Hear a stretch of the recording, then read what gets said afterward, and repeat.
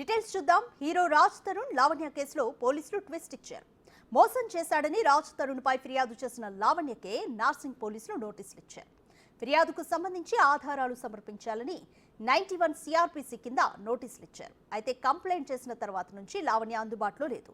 ఆమెకు ఫోన్ చేసినా ఎలాంటి స్పందన రావడం లేదు. నోటీసులకు ఆమె స్పందించని పక్షంలో ఆమె ఫిర్యాదును తప్పుడు కేసుగా పరిగణించాల్సి ఉంటుందని నార్సింగ్ సిఐ హరికృష్ణ తెలిపారు.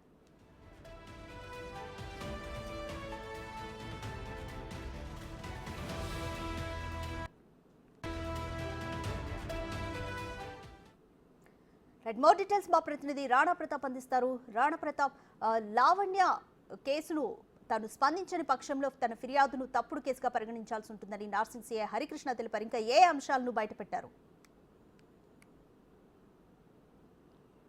మొన్న డైరెక్ట్గా తను ఒకరిని పట్టుకొని వచ్చి నార్సింగ్ పోలీస్ స్టేషన్కి వచ్చింది. పోలీస్ స్టేషన్కి వచ్చిన తర్వాత డైరెక్ట్గా అక్కడ నుండి మహిళా కానిస్టేబుల్ దగ్గరికి వెళ్ళింది. అక్కడికి వెళ్ళి కంప్లైంట్ రాసింది. కంప్లైంట్ రాసి ఇచ్చేసి వెళ్ళిపోయింది. తర్వాత అక్నాలెడ్జ్మెంట్ లెటర్ కూడా తీసుకోకుండా ఆమె ఇక్కడి నుంచి వెళ్ళిపోయింది. ఏమైనా ఫర్దర్గా అంటే నాకు కాల్ చేయని చెప్పేసి వెళ్ళిపోయింది. కానీ తర్వాత ఫోన్ చేస్తుంటే ఫోన్ పని చేయట్లేదు, ఆమె రెస్పాండ్ కావట్లేదు. కాకపోతే ఆమె ఇచ్చినటువంటి కంప్లైంట్స్లో నాకు థ్రెటనింగ్ ఉందంటూ కూడా దాంట్లో రాసింది. కాబట్టి దాంతోపాటు రాస్తారు నాకు కావాలని మాత్రమే దాంట్లో మెన్షన్ చేసింది. కాబట్టి ఇన్వెస్టిగేషన్ చేయాలన్నా కూడా, లేకపోతే మీరు ఈ యొక్క కంప్లైంట్ కాపీలో పొందుపరిచినటువంటి అంశాలు అలిగేషన్స్ కానీ అవన్నిటికీ ప్రాథమికంగా మీ దగ్గర ఉన్నటువంటి ఆధారాలు ఏమున్నాయనేసి కూడా మేము అడగడానికి ప్రయత్నించినప్పుడు కూడా ఆమె అయితే అందుబాటులోకి రాలేదు. సో ఈ నేపథ్యంలో ఇవాళ ఉదయం ఆమె ఉన్నటువంటి ఫ్లాట్కి మేము కానిస్టేబుల్ పంపించాం. కానిస్టేబుల్ పంపిస్తే అక్కడ కూడా కానిస్టేబుల్ని కలవడానికి ఆమె నిరాకరించి తర్వాత లోపలికి వెళ్ళి నోటీసులు సర్వ్ చేసి వచ్చినటువంటి పరిస్థితి. కాబట్టి నోటీసులు అయితే ఆమె తీసుకుంది, కానీ ఇప్పటి వరకు అయితే రిప్లై ఇవ్వలేదు. మొన్న కంప్లైంట్ ఇస్తే ఇప్పటి వరకు కూడా ఆమె కనీసం రిప్లై ఇవ్వటం లేదు, రెస్పాన్స్ అనేది లేదు అనేసి కూడా నార్సింగ్ పోలీసులు వారు చెప్తున్నటువంటి పరిస్థితి ఏర్పడుతుంది. నిజంగానే ఆమె దీనికి సంబంధించి రాజ్ తరుణ్ పైన కానీ మాల్వి మల్హోత్రా పైన కానీ వాళ్ళ బ్రదర్ కానీ వీళ్ళందరూ కూడా బెదిరిస్తే ఆమె దగ్గర బట్టి వాట్సాప్ చాటింగ్లు కానీ లేకపోతే ఏదైతే మీడియాలో కొన్నిటువంటి ఫొటోస్ కానీ లేకపోతే కొన్ని ఆడియోలు కానీ కొన్ని చాటింగ్లు కానీ అవన్నీ కూడా అక్కడ డిస్ప్లే అవుతున్నాయి. కానీ పోలీసులకు మాత్రం ఆ ఎవిడెన్స్ని ఇప్పటి వరకు ఆమె సమర్పించలేదు.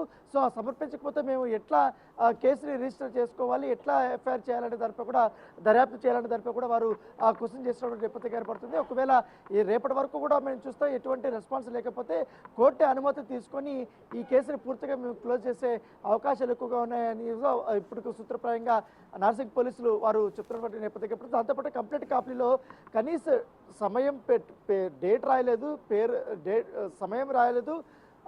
దాంతోపాటు ఎప్పుడు వచ్చాను ఎప్పుడు పోయానని తను కూడా కనీసం ఇన్ఫర్మేషన్ కూడా దాంట్లో పొందుపరచలేదంటూ కూడా మీ పైన పోలీసులు వారు చెప్తున్నటువంటి నేపథ్యం అయితే కనపడుతుంది. దాంతోపాటు ఫిర్యాదు కూడా మంచి ఫార్మాట్లో కూడా లేదు, సరిగ్గా కూడా ఆమె రాయలేదు.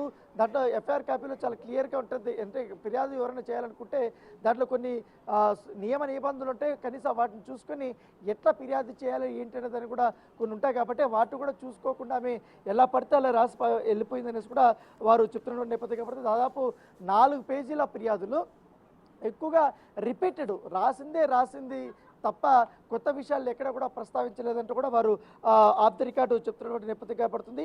తేదీలు రాయలేదు, సమయం రాయలేదు, ప్లేసులు రాయలేదు. ఎక్కడైతే ఈమెను థ్రెటనింగ్ చేశారో, ఎక్కడైతే ఆమెను వేధించారని చెప్తున్నారో, ఎక్కడైతే రాజ్ తరుణ్తో ఆమె లివింగ్ రిలేషన్షిప్లో ఉంది, దాదాపు అతను పెళ్లి చేసుకోకుండా ఒక చాటేశారని చెప్తున్నారు. ఆ ప్లేస్ కూడా కనీసం ఆమె రాయలేదంటూ కూడా రాయడం జరిగింది.